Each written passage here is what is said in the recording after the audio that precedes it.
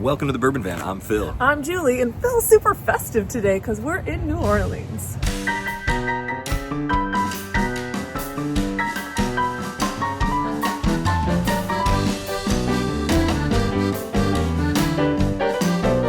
There's a lot of whiskey on the outside of this bottle.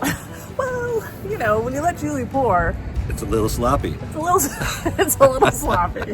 Well, I am decked out. I've got my Sazerac House wristband. I've got my beads going on here because I'm in the mood. I'm definitely in the mood for all the Louisiana goodness, the Mardi Gras goodness. It's the season, so let's get into it. This is J.T. Mellick Distillers Louisiana handcrafted whiskey, high proof, small batch, 118 proof. Very excited to get into this, and I love the label on this bottle. I love that they're a crawfish farm and rice farm, and then they decided, hey, let's make some whiskey with all this goodness. We can only hope that they make some crawfish whiskey at some point. We can't. He can't. Not me. Maybe we can hope, maybe we can't. But we're really excited about this because we keep hearing good things about this brand. We got to taste just a little bit of it a long time ago. I've been wanting to taste this at high proof forever. We're finally going to get this chance today. Let's get into it. We always talk whiskey is a time and a place, and sometimes you are thrown back to where you were. And I remember drinking J.T. Mellick for the first time. We were at the Oregon Dunes. Oh, yeah. Someplace we hadn't been before, but I remember loving it. Yeah, there you go. The good whiskey takes you someplace. Let's hope this one takes us someplace. Small batch number 324, by the way. Let's get on to the nose here. It's so sweet. It's so sweet, so light.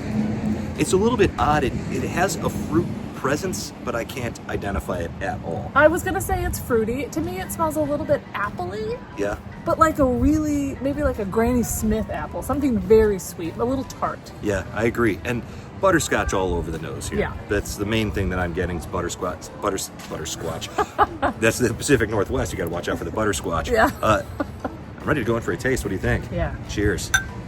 Cheers, everybody. I just have to say how refreshing it is to be in sunshine and warm weather, and this drink is actually very refreshing. It's a little bit light.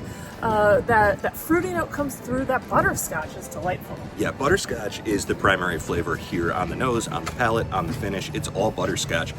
Caramel, I guess, maybe a brown butter, something like that. Yeah. The fruit is still that unusual presence. Couldn't tell you exactly what type of fruit. So there's a nice chocolate presence on this as well. Yeah, I would say dark chocolate. Yes. For all the sweetness that you get, the chocolate is not that sweet. Right. There's a little bit of a grainy presence. That might even be the fruit sweetness that we're getting. That sort of hard to define flavor. I mean, this is a rice whiskey. We haven't even talked about that. This isn't bourbon. This isn't rye, anything like that. This is a rice whiskey. So unusual and so cool to see. We know they grow a ton of rice in Louisiana.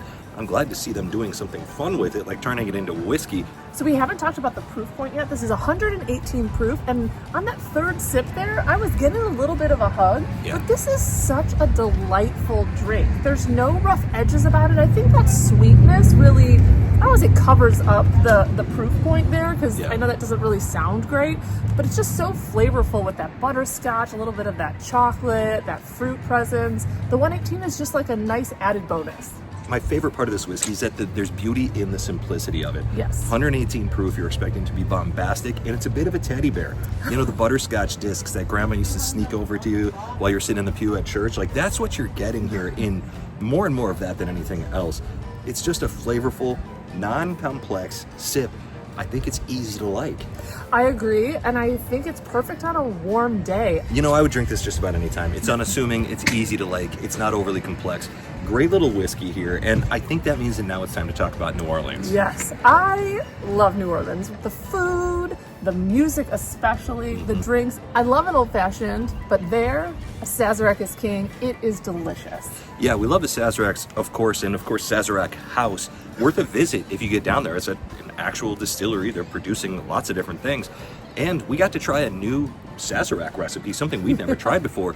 Usually we have the absinthe rinse in the glass. They use something called herb saint. That was brand new to us. I have to say, I actually enjoyed that more than a traditional Sazerac, which is my favorite cocktail, my favorite whiskey cocktail at least. So there you go. If you get the chance, go to Sazerac House, check it out. They had bottles of Eagle Rare 10-year for $41. I thought that was fair. Yeah, pretty fair. Like you said, the food, the music, the drinks, it's all great. And the French Quarter RV Resort was such a perfect place to be parked. We were in the middle of it. Tremé over here, French Quarter, Frenchman Street, downtown.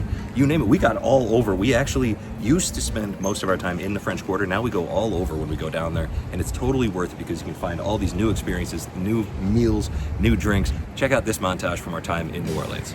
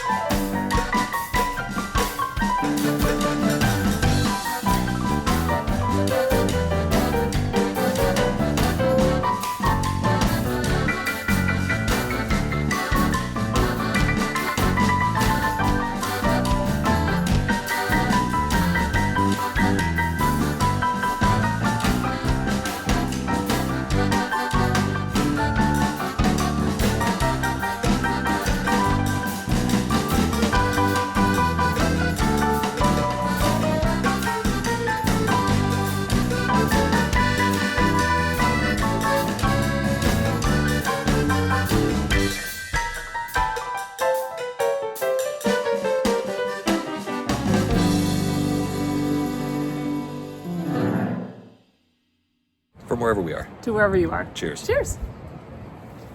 It's still weird watching you eat crawfish. Want more Bourbon Van? Join us on Patreon for as little as $3 a month and get access to exclusive videos and live streams, music and whiskey pairings, and guaranteed opportunities to purchase our single barrel whiskey selections. Plus, obligatory Mavis photos with nearly every post.